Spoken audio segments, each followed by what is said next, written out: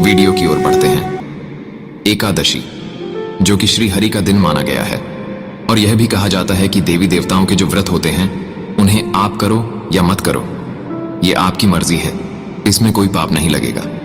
लेकिन अगर एकादशी के व्रत को ना किया जाए तो बहुत बड़ा, क्योंकि इस दिन अन्न में कलयुग का निवास होता है। जो व्यक्ति इस व्रत को पूरी श्रद्धा से पूरा कर लेता है और सही तरीके से, तो भगवान श्री हरि उसके सारे दुखों को खुद दूर कर देते हैं।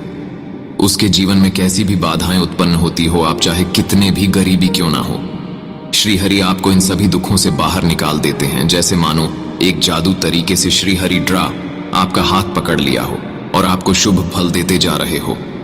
लेकिन यह तब संभव है जब आप इस व्रत को सही तरीके से करें, क्योंकि अगर सच्ची श्रद्धा ना हो तो आप इस व्रत को भूल जाओ, क्योंकि शास्त्रों में इस व्रत को अहम भूमिका दी गई है। इस व्रत को करने वाला व्यक्ति माता लक्ष्मी की कृपा का लेता है। लेकिन इसी के साथ ही घर में ऐसे 3 महिलाएं होती हैं।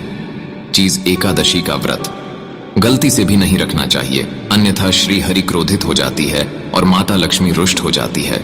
और अगर आप इस चैनल के सब्सक्राइबर हैं तब तो आप ये वीडियो देखकर और गलतियों के सुधार कर सकते हैं, अन्यथा ऐसी गलती करने वालों को नर्क में भी जगह नहीं मिलती है। दोस्तों, हम एकादशी पर किए जाने वाले विशेष उपाय बताएंगे, जिससे आपकी आर्थिक स्थिति में भी सुधार होगी, जिसके कारण माता लक्ष्मी दोनों हाथों से आपके जीवन में धान की वर्षा करेगी। यह उपाय एकादशी के दिन ही करना होता है। पहले जानते हैं कुछ खास बातें। दोस्तों, यह व्रत किस नहीं रखना चाहिए, यह सबसे पहले जानते हैं। नंबर 1, क्या तलाकशुदा औरत एकादशी का व्रत रख सकती है? तो दोस्तों, यह व्रत सच्ची श्रद्धा और भक्तिभाव से किया जाता है। पुराणों में कहा जाता है कि पति पत्नी मिलकर जब व्रत को पूरा करते हैं तो कई शक्तियां एक साथ जुड़ जाती हैं और महासहयोग ऐसे पुराने में बताया जाता है कि अगर पति पत्नी किसी कारणवश अलग हो गए हैं और ऐसी स्थिति में आप पति से अलग होकर एकादशी का व्रत रख रही है तो दूसरों का अपमान माना जाता है, क्योंकि यह व्रत भक्ति भाव को दर्शाता है। खासकर पति पत्नी जब एकादशी का व्रत अपनाते हैं तो यह वाली बातें करते हैं, तब दोनों को श्री हरि और माता लक्ष्मी के रूप में स्थान प्राप्त होता है। पति श्री हरि और पत्नी मां लक्ष्मी के स्वरूप में मानी जाती है। और दोस्तों, ऐसे में अगर आप अपने पति से अलग हैं और एकादशी का व्रत करते हैं तो इस घोर पाप माना जाता है। श्री हरि क्रोधित हो जाते हैं और आपका व्रत भंग का हो जाता है। इसलिए तलाकशुदा औरत को एकादशी का व्रत कभी नहीं करना चाहिए। व्रत आप तभी करें जब आप अपने पति के साथ प्रेम भाव से रह रही होती है। क्रोध में आकर पति से अलग होकर इस व्रत को नहीं किया जा सकता है, क्योंकि इस व्रत में मुख से गाली देना भी पाप माना जाता है। एकादशी पर जो भी व्यक्ति गाली देता है उसे कुत्ते की योनि प्राप्त होती है, गड्ढे की योनि प्राप्त होती है, सांप की योनि प्राप्त होती है। दोस्तों देखो, एक होता है प्रश्न मन यानी मन से। आप दोनों ने एकादशी का व्रत किया तो बहुत ही शुभ कार्य माना जाता है। एक होता है क्रोध में। जब दोनों पति पत्नी अलग हो जाते हैं तब व्रत रखना अलग बात होती है, उसे शुभ नहीं माना जाता है। आपको ऐसे व्रत रखने पर श्री हरि क्रोधित हो जाते हैं। दोनों पति पत्नी को प्रसन्न होना आवश्यक है, दोनों का खुशहाल होना आवश्यक है। मान लीजिए पत्नी घर पर अकेली है, यदि पति बाहर हो तब ऐसी स्थिति में पत्नी को एकादशी का व्रत अवश्य रखना चाहिए। ऐसा व्रत भी मान्यता पूर्वक स्थिति में होता है। दोस्तों नंबर 2, क्या मासिक धर्म में एकादशी का व्रत कर सकते हैं? देखो, वैदिक रीति रिवाज के अनुसार मासिक धर्म के दिनों में औरतों को धार्मिक कार्यों से दूर रहना चाहिए। इन दिनों में महिलाओं को मंदिर जाने की भी इजाजत नहीं होती है। साथ ही साथ पूजा पाठ का सामान और मूर्ति को हाथ लगाना भी अशुभ कहा गया है। तो हाँ दोस्तों, मासिक धर्म के समय महिलाओं को पूजा पाठ करने से मना तो किया गया है, लेकिन अगर व्रत के बीच किसी महिला को मासिक धर्म आ जाए तो व्रत तोड़ने की कोई आवश्यकता नहीं है। आप बाकियों से दूरी बनाकर सभी नियमों का पालन करें। पूजा पाठ से दूरी बनाकर अन्य नियमों का ठीक वैसे ही पालन करें जैसे कि हर दिनों में करती है।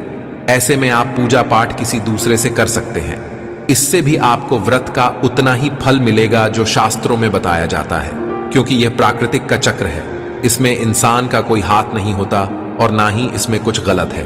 किसी भी कार्य या ईश्वर के प्रति आस्था इंसान के मन और विचारों से जुड़ा हुआ है। शरीर तो सिर्फ एक जरिया है, इसलिए पूरी मां और श्रद्धा से महामारी के दिनों में भी आप अपनी परंपराओं को बरकरार रखकर सभी नियम और कानून का पालन कर सकती है। दोस्तों, अब बात करते हैं नंबर 3 की क्या कोर्ट मैरिज करने वाले एकादशी का व्रत कर सकते हैं? देखिए, खास तौर से सुहागिन महिला के लिए एकादशी का पूजा बहुत ही मायने रखता है। एकादशी का व्रत पूर्ण रूप से करने से वैवाहिक जीवन, उच्च संतान की पूर्ति, धन दौलत, मोक्ष प्राप्ति सब हासिल हो जाता है और पति पत्नी को 7 जन्मों तक का साथ भी मिल जाता है। लेकिन क्या आप जानते हैं, अगर आपने हिंदू रीति रिवाज के साथ 7 फेरे नहीं लिए हैं तो आप पवित्रा एकादशी का व्रत भूल कर भी नहीं रख सकती। इसकी कथा सुना भी आपके लिए पाप के समान होता है। इस अवस्था में आप एकादशी का व्रत कभी भी नहीं करें। आप एकादशी के व्रत से दूर रहे बगैर 7 तेरे लिए कोई भी महिला या पुरुष एकादशी पूजा व्रत नहीं कर सकते। शास्त्र में इस बात की कटाई मनाही है। अगर आपने कोर्ट मैरिज भी की है तो फिर भी आप एकादशी पूजा करने में सक्षम नहीं हैं। पहले आप 7 फेरे ले लें, तभी आप एकादशी की पूजा या व्रत करने योग्य है। 7 फेरे लेने के बाद आप किसी भी धार्मिक कार्य में शामिल भी हो सकते हैं। आप करवा चौथ का व्रत भी कर सकते हैं दोस्तों, और अगर आप शास्त्रों के विरुद्ध ऐसा करते हैं तो घोर पाप लगता है। तो दोस्तों, यह थे बहुत 3 औरतें जिन्हें एकादशी का व्रत भूलकर भी नहीं करना चाहिए, अन्यथा श्री हरि और माता लक्ष्मी क्रोधित हो जाते हैं और काफी परेशानियां होने लग जाती हैं। तो दोस्तों, आज की वीडियो में बस इतना ही। आप लोगों को यह वीडियो कैसा लगा? अगर कुछ नया जन मिला है तो वीडियो को लाइक जरूर कर देना और चैनल को सब्सक्राइब भी कर देना और कमेंट बॉक्स में श्री हरि जय माता लक्ष्मी भी लिख देना। हम आपसे मिलेंगे ऐसे ही किसी अन्य वीडियो में आपको कुछ और पौराणिक इंटरेस्टिंग बातें बताते हुए। तब तक आप अपना ख्याल रखिए।